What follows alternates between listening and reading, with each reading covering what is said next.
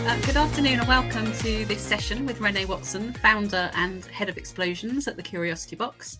I'm Sam and I've had the pleasure of working with Renee for the last 2 years.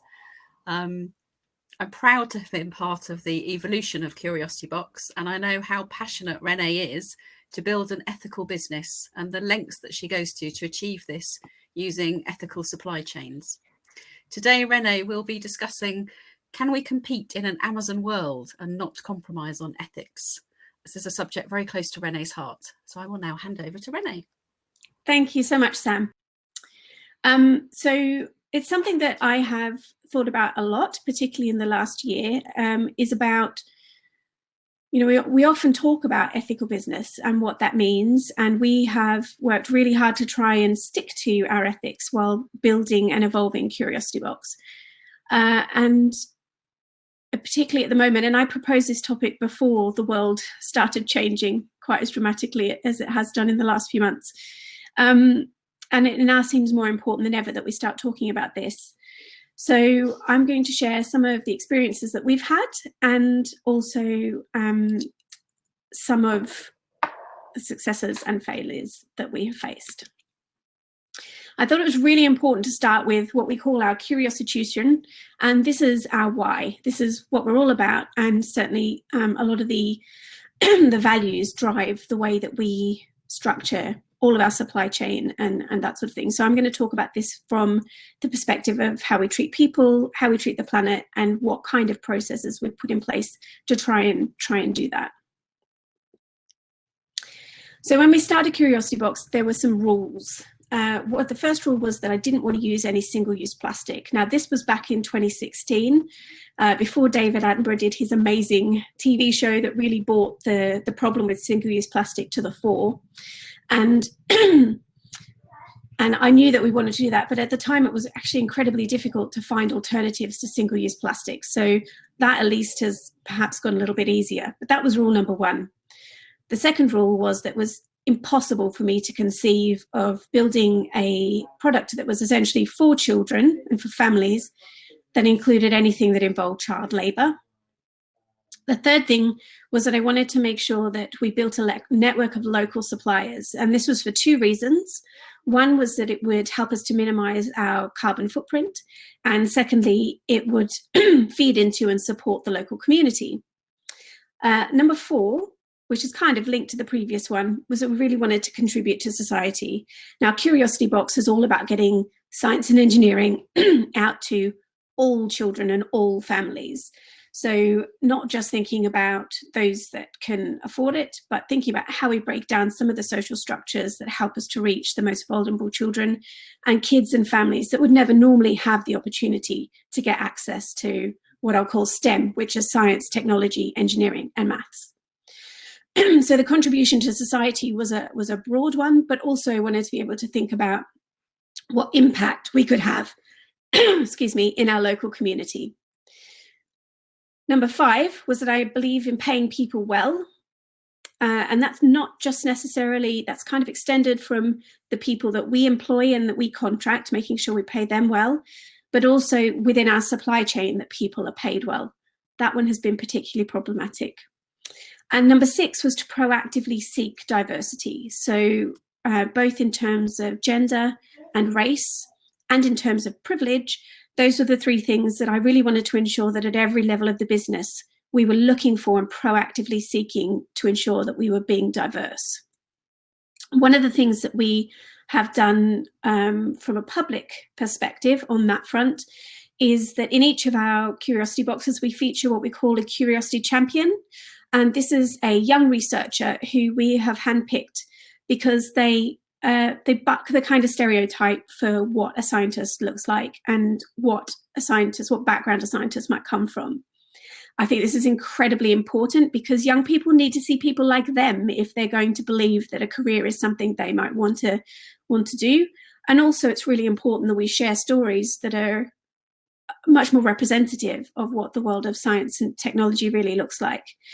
So I've chosen people who not only are people of colour or Black, but also have different stories. They might not have followed an academic route all the way through, and they might not be the top of their class. And I hope Sam is posting a link to our Curiosity Champions page on the website, and we're actively looking for new people to add to that at the moment. And there's a link on the web page where if there's any amazing young people doing interesting things in STEM that have got an interesting story to tell, then please do encourage them to become one of our champions.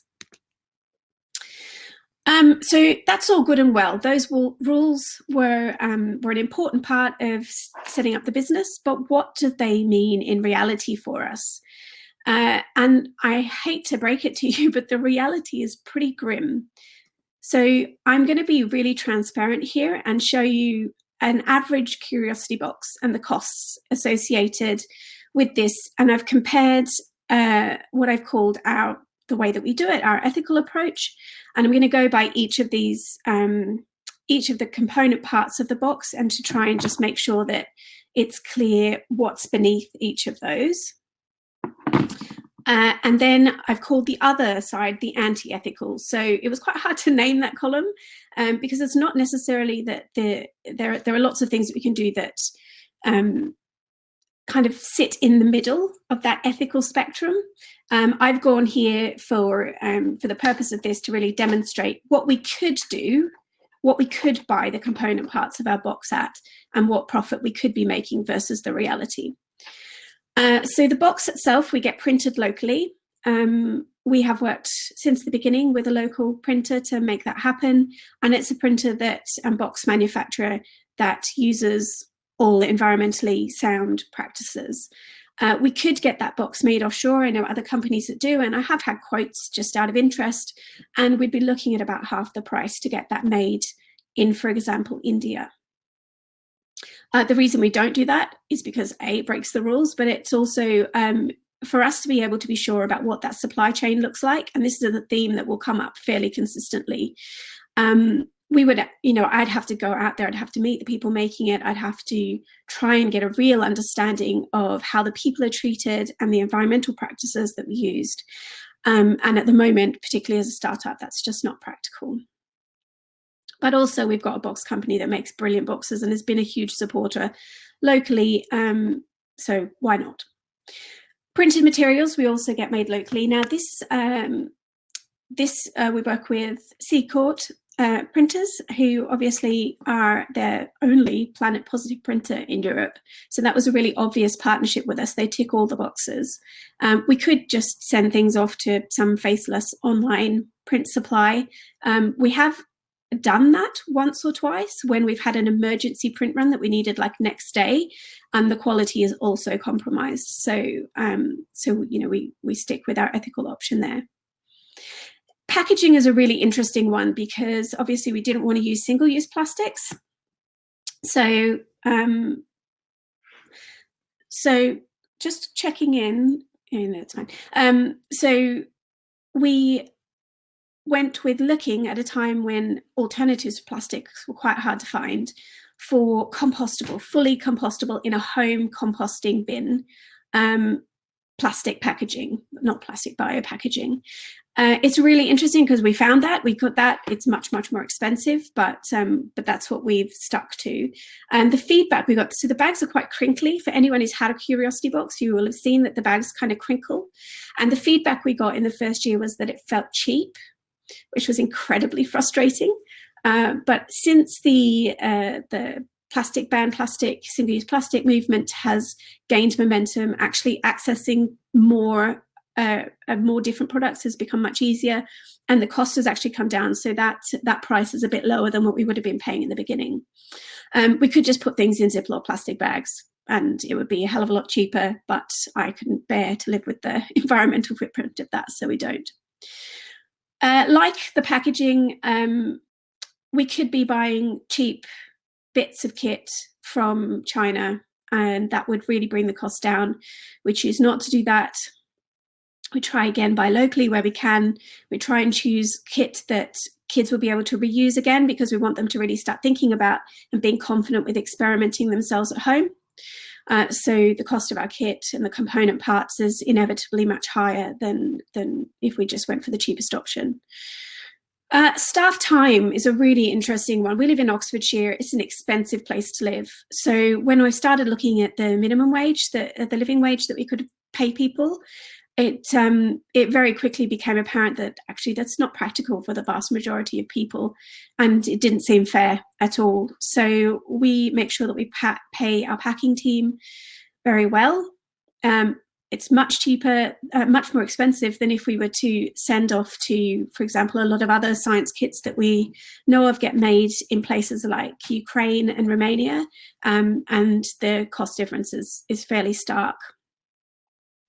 But I would have no guarantee that those people were being treated fairly, and that doesn't seem right. Postage is fairly consistent. It's one of those things that we can't change, certainly not at the volumes that we're doing at the moment. And this one's a bit controversial because I know most companies, even if you went for the cheaper options with a lot of the other component parts, will still be paying VAT. But this is a comparison to Amazon, and we know that Amazon's not so great with paying VAT in this country. So for each box, we pay about £4.59 VAT. And if we were Amazon and trying to do everything to make maximum profit, then we could get away with paying zero. I'm not quite sure how, but they do, so it must be possible. So if you compare the bottom line, the cost of one of our boxes is $18.92, and the cost that we could do it if we did everything anti-ethically is £6.77. And the reason I've done this is because I find it incredibly hard to have conversations with people who tell us that our box is too expensive. I find that incredibly difficult. So I wanted to be really open and clear with you about what the actual cost of trying to build an ethical business is. There are additional pressures. So this is me squeezing a tomato. Not quite an explosion, but this would explode and put tomato all over our faces if I pressed hard enough. And the additional pressures I found as an entrepreneur starting a new business is that there is a real treadmill effect that I see happening, which is that you need to grow fast, and you need to raise as much money as possible to demonstrate that you're a worthy and successful business. It took me a little while. So we did do some fundraising. I was quite careful about the shareholders that we chose to work with and made it very clear that this was an impact business and they needed to see it as an impact investment.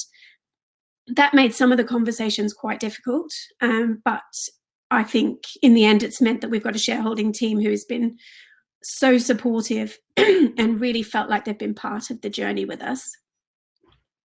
So I think taking the time to reflect and to look at that startup treadmill and decide for yourself, if you ever do want to go down this route, what it is exactly that you want to be achieving and what success looks like to you, then I think that's incredibly important. As I said, we do have customers tell us, I mean, not many, but we do have some tell us that the boxes are too expensive. So customer pressure is really hard. And this is where Amazon has totally reset expectations for customers. The idea that you could order something at 4 o'clock in the afternoon, and even in some cases it could arrive 11 o'clock that night, is a game changer for anyone who is making a product. And we have had to work very hard on how we communicate our brand and what we're about and our ethos to try and make sure that customers know what to expect when they engage with us. And obviously we try and get things out as quickly as possible, but we manufacture everything ourselves. So, things will take time. And this is a product that's created from beginning to end with a whole lot of love. And love isn't something that you can get cheaply and dirtily. So that creates quite a lot of pressure on us as well. And of course, there's financial pressure. Okay, good. So I wanted to I have not really talked to anybody about this outside of my immediate circle of friends and family, but one of the biggest pressures that we faced is cash. So you can see by the cost structure that we need to sell a lot of boxes to be able to make a sustainable business.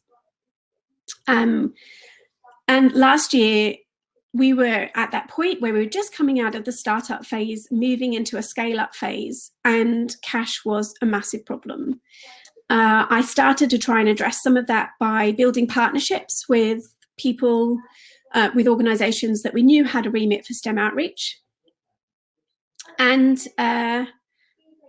that didn't go so well. So one of the organizations, and I am going to name and shame, is Rolls-Royce, and they took 261 days to pay our invoice, which as a small business makes a massive, massive difference. The result of that, as well as sort of general challenges, I ended up spending a huge amount of energy focusing on money. And that is not why I started doing this work. I started doing this work because I wanted to give children an amazing experience of science. And I got to a point where I didn't recognize just how much of a negative impact that was having on my own mental health. And by September last year, I was ready to give up. I really was ready to give up. And it's a bit emotional, sorry. It was really hard, really, really hard. I felt like we were doing all the right things, but the bottom line just wasn't working. And so, just give me a minute. I didn't expect this. Thanks, Mike. Anyway, so I stopped. I thought, okay, we need to look at what we can do. What are we really doing this for?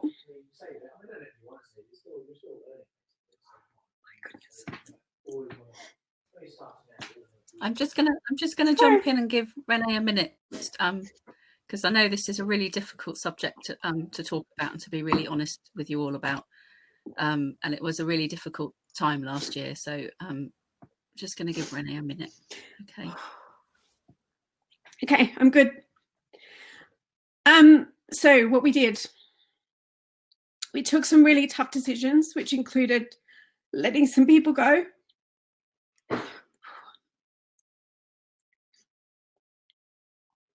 And we decided to focus on working with schools because that was something that was actually going to give us some financial stability. So we kind of did a big pivot. And at the beginning of this year, everything was really interesting and looking great. And then coronavirus happened and we've had to do an enormous pivot all the way back because suddenly customers were like, oh my God, we need this. This is amazing. And school sales went completely flat. So we jumped to action. And through this, what I learned was what's really important is coming back to what our original purpose was. This is about all children. What coronavirus has done is it's given us an opportunity to actually put our money where our mouth is. So we've launched a program called Curiosity versus COVID. And so far, so in the last 2 weeks, I think we launched about 2 weeks ago. And so far, we've reached 7,000 vulnerable children. Oh my God. Sorry. I'm going to go back to my slides.